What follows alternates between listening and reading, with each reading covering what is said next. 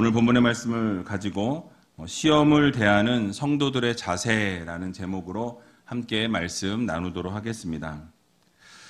이번 신년 특별 새벽 기도회는 새롭게 2020년을 시작하면서 다른 것을 시작하기 이전에 또 다른 것을 바라보기 이전에 먼저 하나님 나라를 구하고 또 먼저 하나님의 은혜를 구하면서 행함으로 우리의 믿음을 입증하는 그런 시간이 되기를 소원해 봅니다. 오늘 이렇게 앉아서 우리 학생들 자녀들이 오는 걸 보니까 너무 마음이 뿌듯하고 너무 마음이 좋은 거예요. 아마 특별 새벽 기도회를 하면서 이렇게 꽉 찼던 적이 없었던 것 같습니다. 그래서 우리 하나님께 한번 영광의 박수를 올려드렸으면 좋겠습니다. 여러분, 특별히 이번에 새롭게 특별 새벽 기도회를 열면서 우리 자녀들도 함께 참석할 수 있도록 격려해 주시고 또 여러분 칭찬해 주시고 기도해 주셔서 특별히 이번에 장학금이 나갑니다. 여러분 많이 기도해 주시고 또 예물을 많이 드려주셔서 많은 자녀들에게 장학금들이 다 돌아갈 수 있도록 함께 동참해 주시면 감사하겠습니다. 그래서 우리 자녀들도 함께 참석해서 하나님이 예비해 주신 은혜를 누리고 또 성령의 강력한 역사와 폭포수와 같은 은혜를 모든 분들이 경험하는 귀한 이번 특별 새벽 기도회가 되시기를 주님의 이름으로 간절히 축원합니다. 이번 신년 특별 새벽 기도회 주제는 행함으로 믿음을 입증하라라는 것입니다. 여러분들이 지금 행함으로 믿음을 입증하고 계세요. 새벽 예배에 나오셔서 하나님 앞에 나온 이 행함을 통해서 여러분들의 믿음이 하나님 앞에 드려지기를 소원합니다. 여러분, 믿음이라는 것은 믿는 것에서 멈추지 아니하고 반드시 행함을 동반해야 한다라는 것을 우리는 기억해야 할 것입니다. 그 첫 번째 말씀으로 우리의 행함을 입증하기 위해 우리가 시험을 만나게 되었을 때에 어떠한 자세로 그 시험을 대해야 하는지에 대해서 함께 살펴보기를 원합니다. 그래서 오늘 본문은 특별히 시험을 당하게 되었을 때 가져야 할 이 신앙 자세에 대해서 우리들에게 교훈하고 있는 것을 보게 됩니다. 자, 그렇다면 첫 번째로는 시험을 만날 때 우리가 온전히 기쁘게 여겨야 한다라고 말씀하고 있는 것을 보게 되죠. 오늘 본문 2절을 같이 한번 읽어보도록 하겠습니다. 내 형제들아, 너희가 여러 가지 시험을 만나거든 온전히 기쁘게 여기라. 아멘. 무엇이라고 말씀합니까? 여러분들이 시험을 만나면, 어려움을 만나면, 고난을 만나면 어떻게 해라? 온전히 기쁘게 여기라 라고 말씀하고 있습니다. 아니, 시험을 만났는데 어떻게 기쁘게 여깁니까? 어떻게 고통 가운데 있는데, 어려움 가운데 있는데 어떻게 이것을 기쁘게 여길 수 있냐라는 말씀이에요. 여러분, 게다가 그냥 기쁘게 여기는 것이 아니라 온전히 기쁘게 여기라 라고 이렇게 말씀하고 있는 것을 보게 되죠. 여러분, 이게 가능한 일입니까? 여러분이 고통 가운데 있는데, 어려움 가운데 있는데 그것을 기쁘게 여기래요. 그냥 기쁘게 여기는 것도 아니고 온전히 기쁘게 여기라 라고 이렇게 말씀합니다. 근데 여러분, 불가능한 것 같지만 믿음의 눈으로 바라보게 되면 이것은 가능한 일입니다.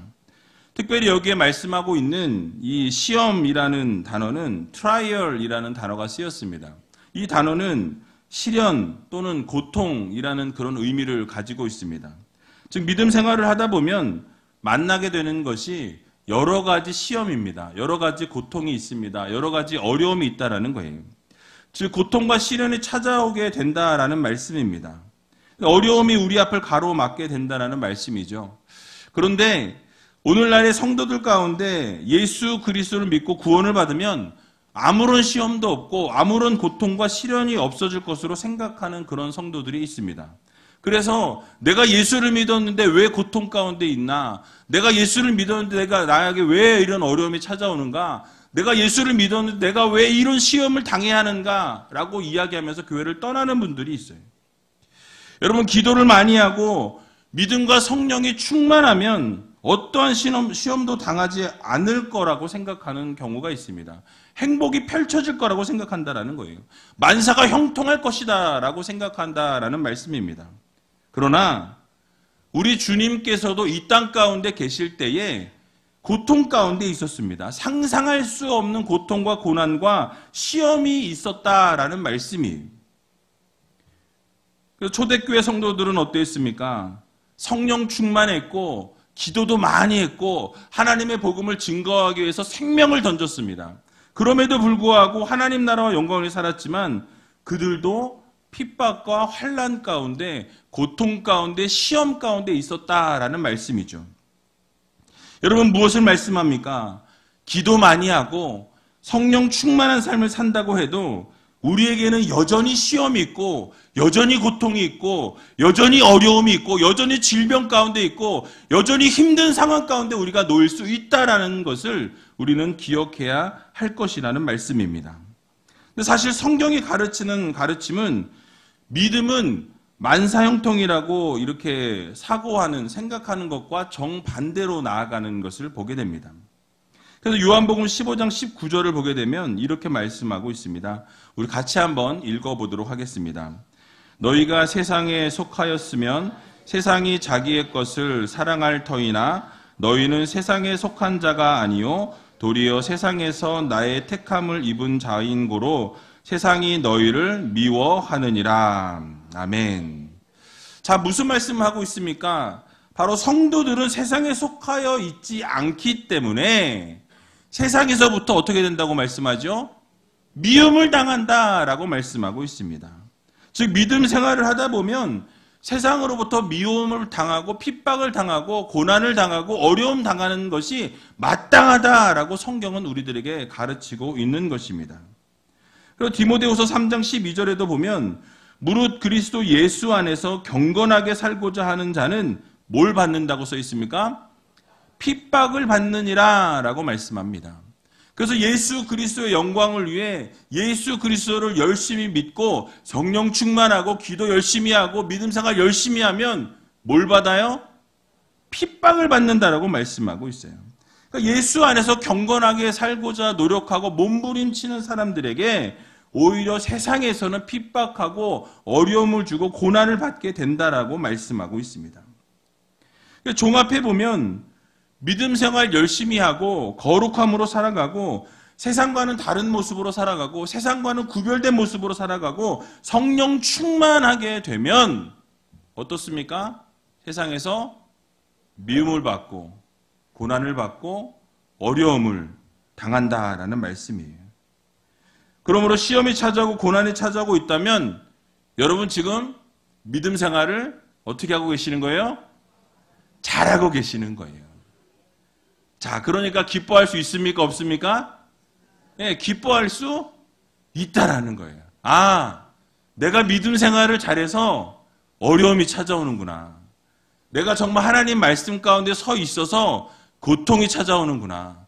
내가 하나님만 바라보고 열심히 신앙생활을 하려고 했더니 이 사단의 역사가 일어나서 나를 힘들게 하는 것이구나. 우리가 그렇게 깨달으면 된다라는 거예요. 여러분 예수 믿으면 고난이 없고 어려움이 없다라는 것은 잘못된 말입니다. 잘못된 생각이라는 거예요.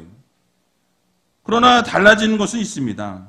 이 시험과 고난이 찾아올 때 우리의 자세가 달라진다라는 거예요. 그 고난과 시험을 바라보는 시각이 달라진다라는 말씀입니다. 고난이 찾아오면 아, 올 게 왔구나. 드디어 어려움이 찾아왔구나. 그 어려움을 바라보면서 아, 하나님이 또 함께 하시겠구나. 그래서 이 어려움을 뛰어넘을 수 있게 하시겠구나. 무엇으로? 하나님의 능력으로, 하나님의 놀라우신 사랑으로, 하나님의 은혜로 이 고통도 또 뛰어넘을 수 있겠구나 라는 그런 마음으로 어떤 마음이 생겨요? 기쁨이 생긴다는 거예요. 그래서 이 고난 가운데서도 이 시련 가운데서도 온전히 기쁨으로 여길 수 있게 된다라는 말씀입니다. 그래서 여러분 예수님 안에서 경건하게 살려고 하니까 내가 이런 어려움을 당하는구나 이렇게 생각하시면 돼요. 여러분들 고통이 오면 어려움이 오면 견딜 수 없는 힘든 일들이 찾아오면 아, 내가 믿음 생활을 열심히 잘해서 이런 고통이 찾아왔구나. 그리고 하나님이 함께 하셔서 이 고통을 지나가게 하실 거구나. 이런 마음을 가지고 여러분 그 고통과 시련을 뛰어넘을 수 있는 우이제일교회 모든 성도님들이 다 되시기 바랍니다. 그래서 여러분 시험을 만났을 때 어떻게 여기시라고요? 기쁘게 여기시기 바랍니다. 아, 내가 믿음 생활을 잘하고 있어서 이런 어려움이 찾아왔다라는 생각을 하시면서 이 기쁨으로 온전히 그 고통을 뛰어넘을 수 있는, 그 시련을 뛰어넘을 수 있는, 그래서 바로 행함으로 믿음을 입증할 수 있는 귀한 우이제일교회 모든 성도님들이 다 되시길 주님의 이름으로 간절히 축원을 드립니다. 자, 두 번째로는 인내를 온전히 이루어야 한다라고 말씀하고 있습니다. 자, 여러분 시험이 우리에게 찾아올 때는 이제 인내를 이루어야 합니다. 인내. 여러분 오늘 본문 3절과 4절에 보면 뭐라고 말씀합니까? 우리 같이 한번 3절과 4절을 읽어보겠습니다. 이는 너희 믿음의 시련이 인내를 만들어내는 줄 너희가 알미라. 인내를 온전히 이루라. 이는 너희로 온전하고 구비하여 조금도 부족함이 없게 하려 함이라. 아멘. 자, 믿음의 성도들이 계속된 시험을 당하게 될 때에 기뻐해야 하는 이유를 설명하고 있습니다. 자, 시련과 고통이 연속으로 찾아오고 또 그러한 과정을 여러 번 계속해서 반복하게 되면 결국 우리에게 무엇이 생기느냐? 바로 인내라는 아름다운 열매가 맺혀진다라는 거예요. 그러니까 고통이 찾아오고 시련이 찾아오고 어려움이 찾아오는데 믿음으로 그것을 이겨내고 계속해서 견디게 되면 결국 어떠한 열매를 하나님이 주십니까? 인내라는 이 열매를 아름답게 맺도록 우리에게 허락해 주신다라는 말씀이에요. 여러분, 인내라는 이 단어는요, 휘포모넨이라는 단어로 쓰였는데요. 전치사로 이 휘포라는 아래에라는 뜻이에요. 그래서 이 아래라는 이 전치사와 메노라는 머물다라는 뜻의 이 동사가 합쳐진 겁니다. 그래서 이 문자적으로는 어떤 상황 가운데 흔들림이 없이 그 아래에 그대로 머물러 있다라는 거예요. 그러니까 인내라는 것은 무엇입니까? 어려움이 찾아오고 고난이 찾아오고 힘든 일이 찾아와도 흔들림이 없이 그 아래에 계속해서 머물러 있는 것, 그것이 바로 무엇입니까? 인내라는 거예요. 여러분, 그래서 이 뜻이 더 나아가서 확고부동하다, 뭐 변동이 없다, 이런 뜻으로 변하여져서 결국 우리의 인내는 아무리 힘든 일이 있어도 확고부동하고 아무리 고난과 시련이 찾아와도 움직이지 않고 딱 버티고 있는 것, 끝까지 견뎌내는 것이 바로 인내라는 것입니다. 즉 시련과 고난 속에서도 흔들림 없이 인내하면서 지켜내면 시간이 지나고 또 시간이 지나게 될 때에 시험을 이겨내는 이 시간이 길어지면서 더욱더 큰 인내가 만들어지고 그리스도인으로 갖춰야 할 모든 자세를 온전히 구비하게 된다라는 말씀이에요. 여러분, 고난을 당하고 시험을 당하는 그 당시에는 비록 어렵고 또 힘들고 결국 이 고통 가운데 있게 되지만은 결국 믿음으로 잘 인내한 성도들에게는 하나님께서 그 인내라는 큰 유익을 주신다라는 사실을 여러분 모두 믿으시기 바랍니다. 그래서 고난의 시험을 통과하게 되면 결국 영적인 기쁨이 솟아나게 된다라는 거예요. 하나님께서 그 고난을 이겨내게 하시고 인내의 열매를 맺게 하시면 이 마음 가운데 인내의 열매가 점점 맺어지면서 기쁨이 넘쳐나게 된다라고 말씀하고 있는 것입니다. 그래서 이를 위해서 인내를 온전히 이루려고 하는 노력이 필요하다라는 거예요. 가만히 있어서 그냥 인내가 되어지는 것이 아닙니다. 우리가 참고 인내하기 위해서는 지속적인 노력을 해야 한다는 말씀이에요. 어느 날 갑자기 인내가 생기는 것이 아니라 적극적으로 인내의 열매를 맺기 위해서 우리가 최선을 다하고 노력할 때에 결국 힘쓰게 될 때에 온전한 인내를 이룰 수 있다는 것을 우리들에게 교훈해주고 있는 말씀입니다. 여러분, 그렇습니다. 우리에게 시험이 찾아오고 어려움이 찾아올 때에 우리는 인내를 온전히 이룰 수 있는 그런 우이제일교회 성도들이 되어야 할 것입니다. 이러한 모습이 행함으로 믿음을 입증하는 모습이고 어려운 시험을 당할 때에 대하는 성도들의 자세임을 여러분 모두 기억하시면서 올 한 해도 인내의 열매를 풍성하게 맺을 수 있는 저와 여러분들이 다 되시길 주님의 이름으로 간절히 축원을 드립니다. 세 번째로는 하나님께 우리가 구해야 합니다. 자, 오늘 본문 5절을 보게 되니까 뭐라고 말씀하죠? 같이 한번 읽어보도록 하겠습니다.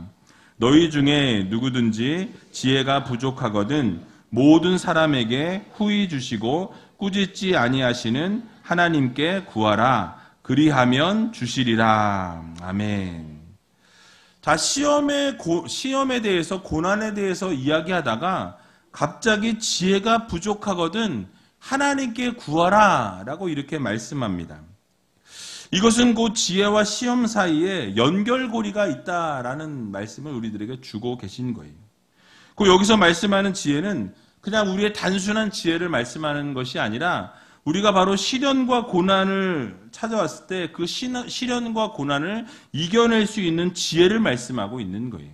그러니까 고난이 찾아왔을 때, 어려움이 찾아왔을 때 그냥 우리가 그냥 인내하고 그냥 그것을 뛰어넘는 것이 아니라 하나님이 주시는 지혜로 그 모든 것을 뛰어넘을 수 있어야 한다라는 말씀이죠. 그래서 하나님의 능력과 지혜가 부족하여서 우리가 어려움을 겪고 있기 때문에 하나님 이것을 지나가게 하시고 결국 이것을 이겨낼 수 있는 그 믿음을 우리들에게 달라고, 지혜를 달라고 하나님 앞에 구하라라는 것을 우리들에게 권면하고 있는 것입니다. 자, 여기서 우리가 시험을 만났을 때 어느 누구도 아닌 하나님께 지혜를 구해야만 하는 이유가 무엇입니까? 왜 하나님께 그 시련과 고통을 이겨낼 수 있는 지혜를 달라고 하나님께 구해야 하냐라는 말씀이에요. 여러분, 그것은 오직 하나님만이 참된 지혜를 우리들에게 주실 수 있기 때문에 그렇습니다. 뿐만 아니라 하나님의 도우심을 받아서 이겨낸 시험만이 성도를 온전한 성도로 거룩함으로 인도해 줄 수 있는 유익이 있기 때문에 그렇다라는 말씀이에요. 역으로 뒤집어서 말씀을 드리면 하나님의 도우심과 인도함이 없이는 이 시험과 고난이 오히려 우리에게 상처와 아픔만 남길 수 있다라는 것이죠. 여러분, 이런 의미를 생각해 볼 때 모든 시험과 고난은 이런 양면적인 성격을 갖고 있다 하겠습니다.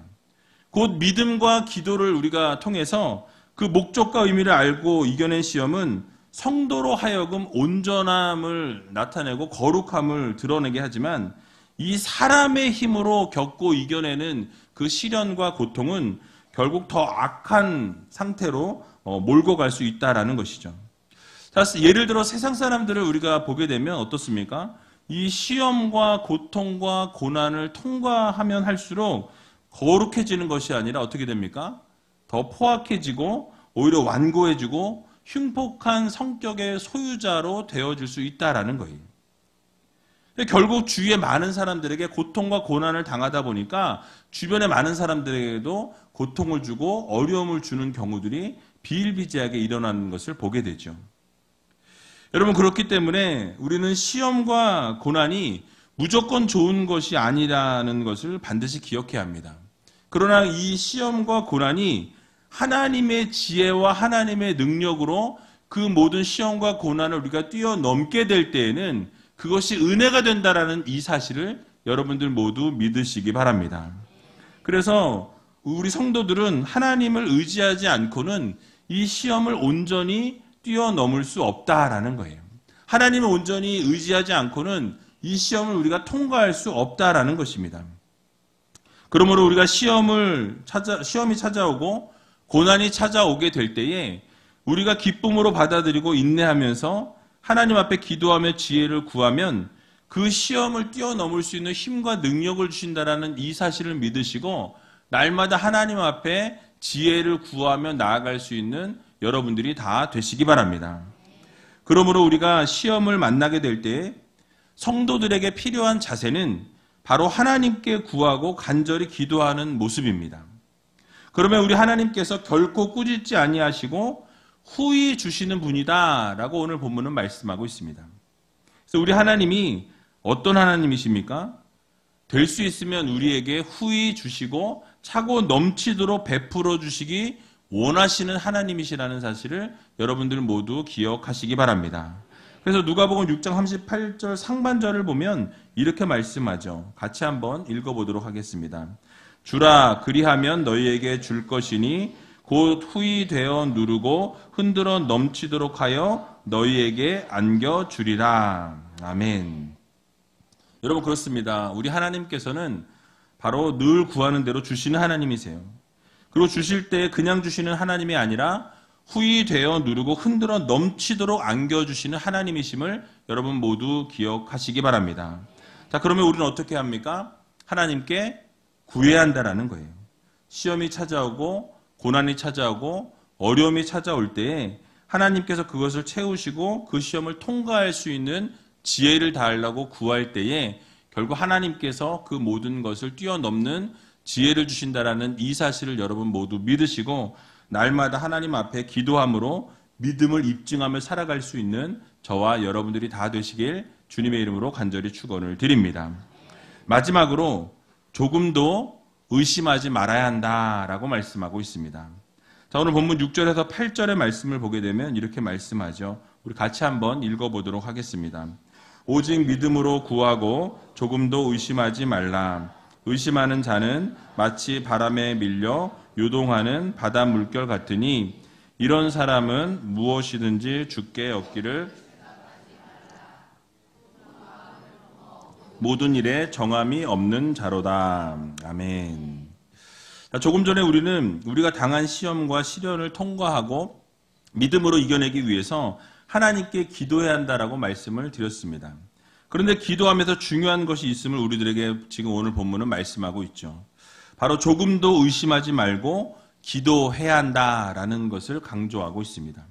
그러니까 오늘 본문에서 두 마음을 품지 말고 믿음으로 구하라 라고 말씀하고 있어요. 여러분, 두 마음은 무엇을 말씀합니까? 믿음과 의심이 뒤섞여 있는 것을 말씀하고 있습니다. 그러니까 한쪽에서는 믿음으로 구하고 있는데 내 입으로는 믿음으로 구하고 있지만 다른 한편으로는 이 하나님의 응답이 정말 될까라는 의심을 가지고 있는 것입니다.